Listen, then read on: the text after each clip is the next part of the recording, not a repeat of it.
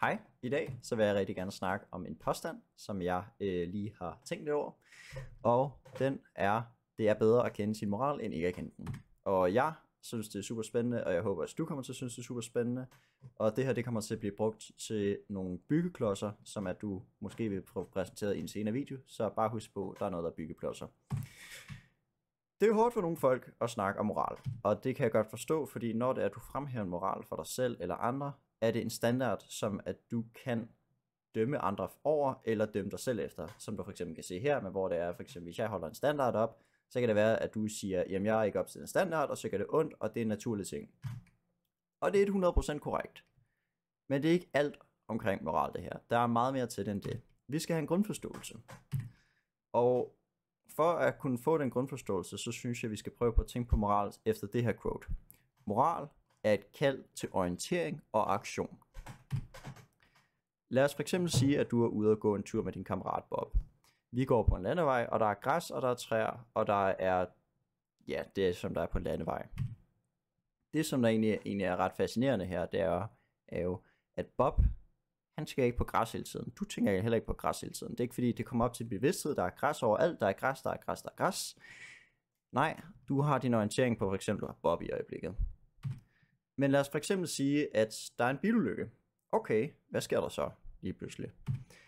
Lige pludselig, så har din hjerne bilulykken i din orientering. Det er i din bevidsthed, du er klar over det, og det er ret interessant, fordi din hjerne automatisk orienterer dig om, at der er en bilulykke. Den siger, at det her det er vigtigere end græs, og så siger den, det kommer til din bevidsthed, det er det, du skal have dine øjne på, og måske er der nogen, der har brug for hjælp, så måske er det det rigtige at gøre noget her. Ulykken trækker sig automatisk frem til din bevidsthed og orienterer dig om dens vigtighed. Den kræver måske også, at du handler rigtigt. For eksempel, når vi har at gøre med en orientering, din hjerne vælger selektivt at sige, at den her bilulykke er mere vigtig end græs. Meget åbenlyst.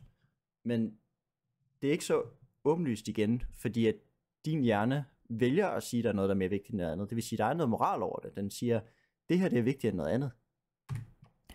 Og den siger også, for eksempel til dig, det kommer også til din bevidsthed, for eksempel, skal jeg handle, eller skal jeg fortsætte, som om ingenting er sket? Det er igen en moralsk ting, du skal sige, okay, skal jeg handle, skal jeg gå derhen og se, om der er en der er okay, skal vi ringe 112, hvad gør vi, eller skal jeg fortsætte, som om ingenting er sket? Der er noget moral over det, i din aktion. Hvordan tager du stilling til tingene? Moral fremhæver ting for dig til din bevidsthed, som du kan tage stilling til. Det er en af de ting under moral, som der er vigtigt at forstå. Og så kommer det vigtige spørgsmål så. Kan vi bruge det her til noget? Og for at kunne forstå det, så skal vi ned ad et sidespor. Og jeg håber, du kan forstå det her til det overordnede billede, som jeg gerne vil præsentere. Jeg ønsker at blive klogere. Jeg ønsker at være det rigtige sted og gøre det rigtige. Og det her er en af de byggesten, som vi bliver nødt til at forstå, for det er, at vi kan bygge videre. Og for at kunne forstå det, så skal vi lige gå ind på sådan lidt en sad talk. Og det er fordi, det er ikke altid åbenlyst for mig, at når jeg får præsenteret en handling eller noget foran mig, så det er ikke altid, at jeg i hvert fald har handlet ud fra hvad, at der måske har været i overensstemmelse med mine værdier. Og det kan godt være ret fucking nederen, så det håber jeg på, at jeg kan gøre noget ved. Men når vi starter på at stille os selv det spørgsmål, eller vi starter på at sætte os ned og tænke over, okay, mine handlinger versus mine værdier overensstemmelse, hvad gør vi så? Det som jeg siger, at vi skal gøre, det er, at vi skal gå videre, og så skal vi finde vores værdier, fordi det er vigtigt. Og hvorfor skal vi egentlig gøre det? Hvorfor skal vi finde vores værdier? Fordi det er nogle byggesten. Det er, at vi bliver nødt til at sige, okay, vi laver en antagelse, så siger vi, jeg tror på, at hvis jeg ved sandheden, så kan jeg bedre tage det rigtige valg for mig og mine omgivelser. Der er selvfølgelig også nogle drawbacks.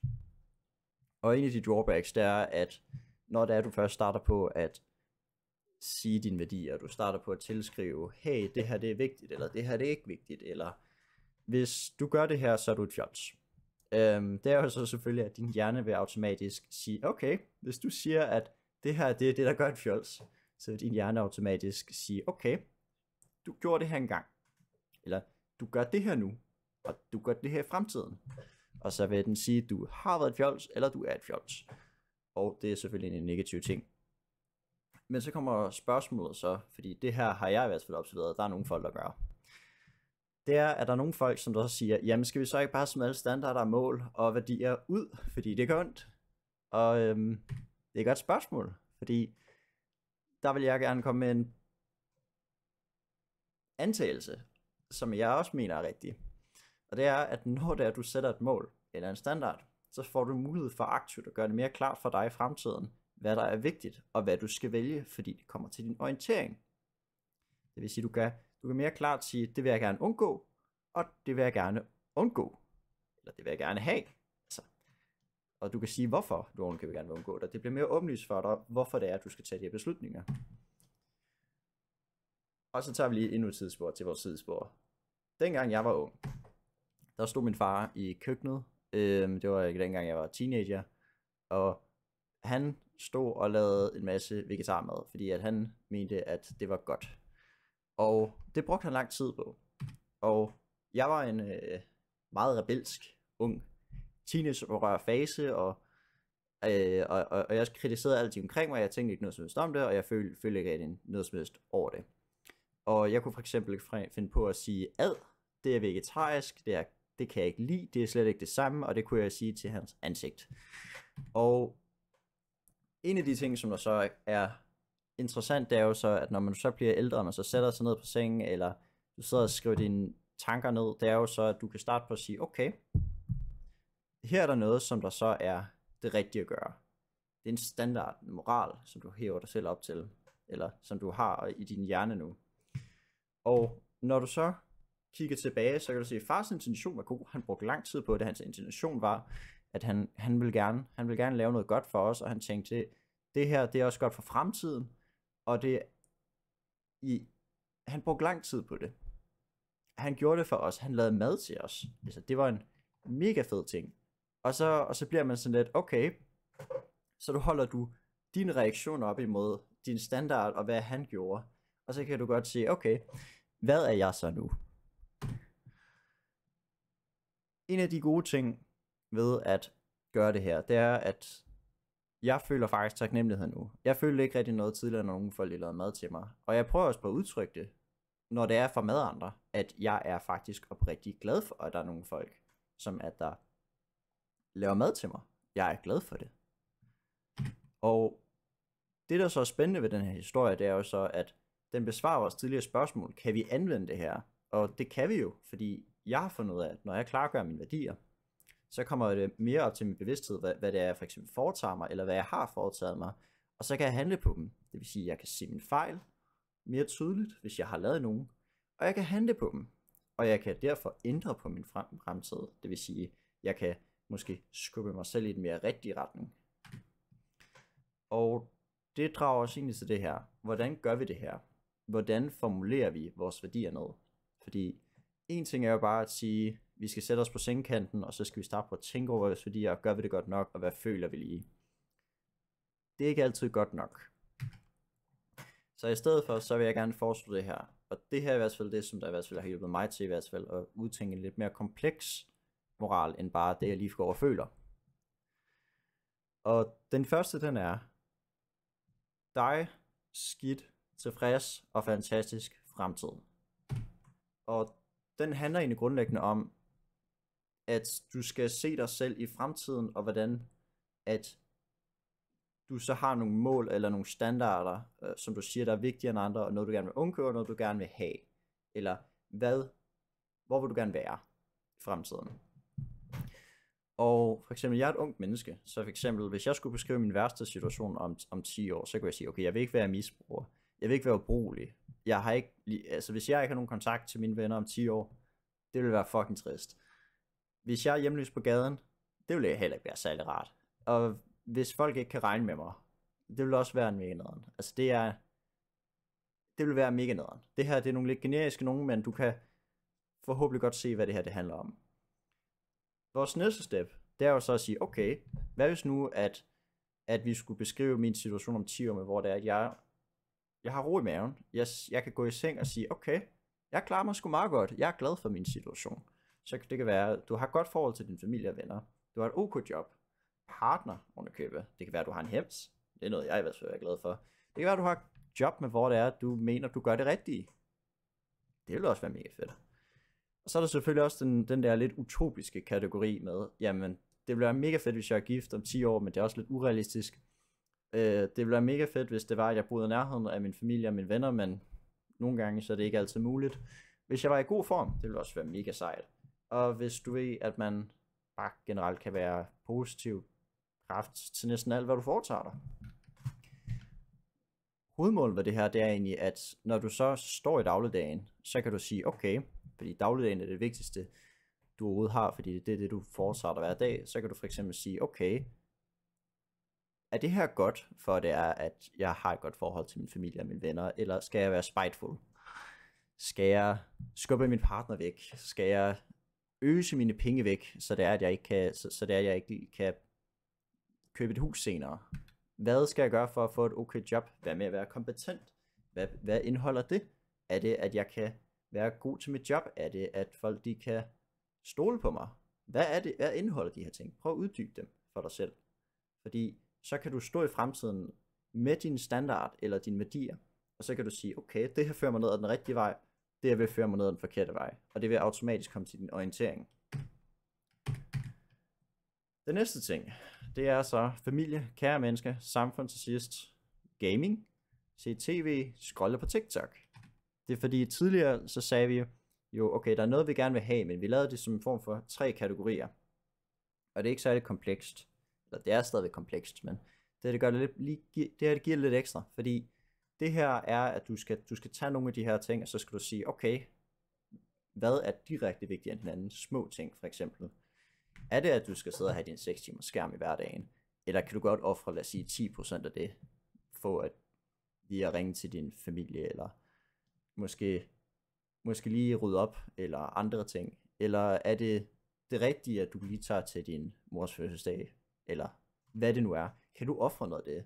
Og så kan du så sige, okay, er det vigtigt, at jeg sidder 5 timer og ser tv, eller at jeg gør det andet her? Og så kan du sige, okay, hvis det virkelig er vigtigere for mig at sidde og se tv, så kan du putte den op på toppen. Men hvis det er vigtigere for dig, for eksempel, du tager til din mors fødselsdag, så kan du sætte den op på toppen, og så kan du gøre det måske mere klart for dig, okay, måske skal jeg gøre det her. Og så kan du sige, det er ret basale eksempler, men når engang du har gjort det her, så er det meget tydeligt for dig, og så kan du sige, det rigtige er at gøre det her. Og så gør du det rigtige. Fordi de fleste mennesker er kompetente nok til at se, at når de har sandheden, det fulde overblik, så vil de hovedsageligt gøre det rigtige. Og det tror jeg også, du vil, hvis dig, der lytter derude. Og så er der så den sidste ting. Hvad er det rigtige at gøre? Hvis du stiller dig selv til spørgsmål, så oftest så vil du komme frem til, hvad det rigtige er. Fordi hvis du virkelig bare sætter dig ned på sengkanten og siger, okay, hvad er det rigtige at gøre?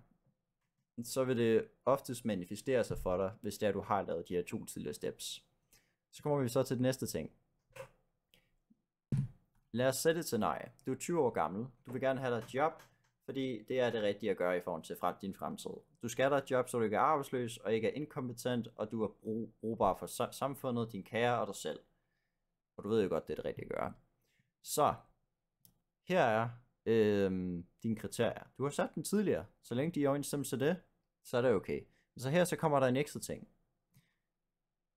Det her job skal helst gerne opfylde de her 3 cirkler. Så det skal være et eller andet sted, hvor de her 3 ting de overlapper. Det skal være dine interesser, det skal være det rigtige at gøre, og det skal overlappe med din familie, eller de folk du holder af. Og lad os for eksempel sige så, at jamen, elektriker, hvad? Kan du godt lide at gøre elektriker ting? Okay, så overlapper det med din. Well, er det rigtige at gøre? Scammer du andre folk? Nej, okay, fair game. Og du bygger noget infrastrukturen til Danmark. Okay, fair game, så er det måske nok det rigtige at gøre. Hvad med din familie? Overlapper det med din familie? Well, kan det benefit dem? Kan du blive kompetent til det her fag, så det er, at du måske kan hjælpe dem med noget? Måske elektriker ting? Well, det kan det sikkert godt. Det er sgu meget fedt. Men så når ikke nogen gang med, når engang det er, du har jobbet, så kan du så igen tage cirklen frem og sige, okay, hvad hvis nu jeg bliver kompetent til det her? Fordi det er ikke åbenlyst for mig, at alle folk ønsker at blive kompetent til deres job. Men lad os prøve at se på, hvad det gør, hvis det er, du bliver kompetent. Fordi når det er, du bliver kompetent, både du kan få mere løn, du kan kræve mere løn. Ikke nok med det. Hvis du gør det rigtige, så skal der ikke en eller anden bureaukrat ind og sikre sig, at det du gør, det er rigtigt hele tiden, fordi de kan stole på, at det du gør, det er rigtigt. Det vil sige, der er ikke sådan en ekstra ting step der for samfundet. Ikke nok med det, hvis det er, du føler, at du er kompetent, og du mener, du er kompetent, så det kan hjælpe de mennesker, du holder af, fordi så kan du sikkert installere et eller andet hos dem, med hvor du er sikker på, at du ikke brænder deres hus hjem ned. Altså, der er så mange ting ved det her, som der er vigtigt, at de overlapper. Det var egentlig alt. Jeg er glad for, at du ville lægge et øre til, som man siger. Jeg har lige en sidste ting, og det er, at i min næste video, der vil jeg gerne prøve at belyse, hvordan at sandheder kan bruges som byggesten til at tænke og forme en kompleks forståelse af virkeligheden. Inklusivt de sten, som jeg har præsenteret i dag.